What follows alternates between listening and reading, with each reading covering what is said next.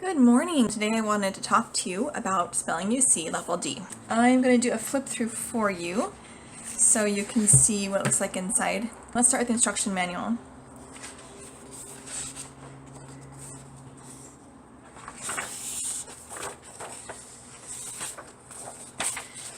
This is their philosophy, why they teach the spelling the way they do, the skill development that they believe every student goes through, placement guidelines, basically how to do it each day. Now here they have the instructions for each week. However, they also have the instructions in here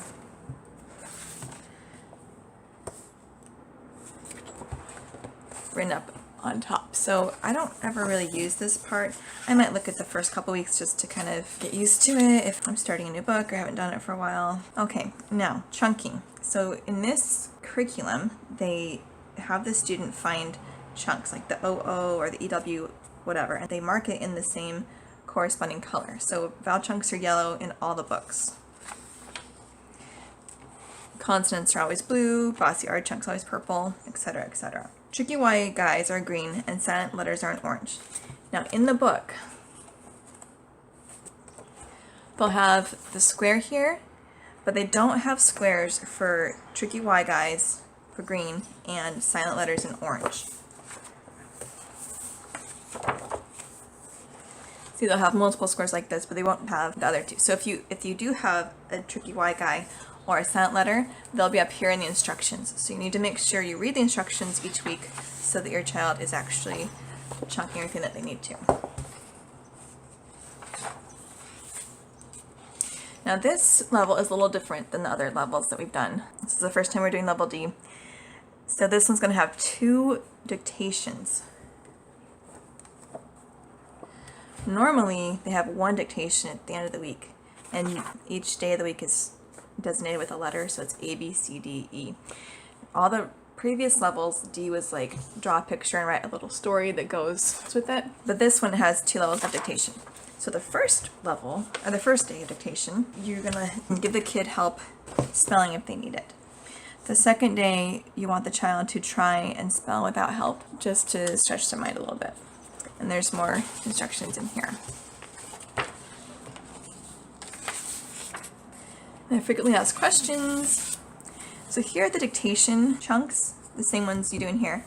So you would read it to your child, and they would try and write it down from memory. And they've spent a week copying it and chunking it, so it shouldn't be new when you do dictation. So I cover the chunking side, and then I read off here. Now the answer key has the same chunks as right here, but they have the colors with them, so it's easy to check when they're done. Now when I set this up, I don't just give my kid the book and have them try and find all these.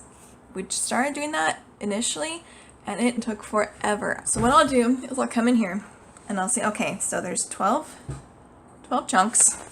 I'll just put a little 12 next to the box. And then I'll come and find all the chunks in here. So we have UE.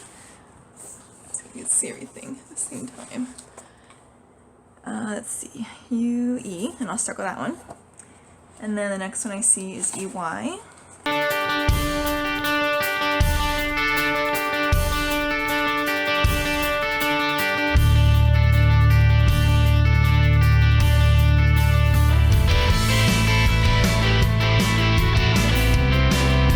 So I will do that on each page for all the different chunks. So if it says tricky Y guy or silent letters, then I just put the number next to it. There's nothing to circle for those ones because remember they don't have a box.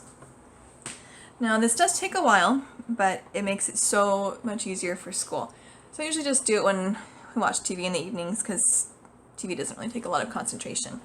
But it makes it so much easier for the kid to be able to do spelling independently on days when they don't have dictation, which is great if you have multiple kids. It does take a while to set up in the beginning of the year, but it is so worth it because it makes it so much easier. You know, and some of these are going to be pretty easy, like silent E's, you know, not that many, but then come here and you have all the chunks. These ones tend to take longer. And you have a glossary in case you don't remember what all the things are, like chunking and things like that. And then bibliography, if you're interested in reading more about their philosophy or how to teach kids to read and spell, here's a nice resource for you.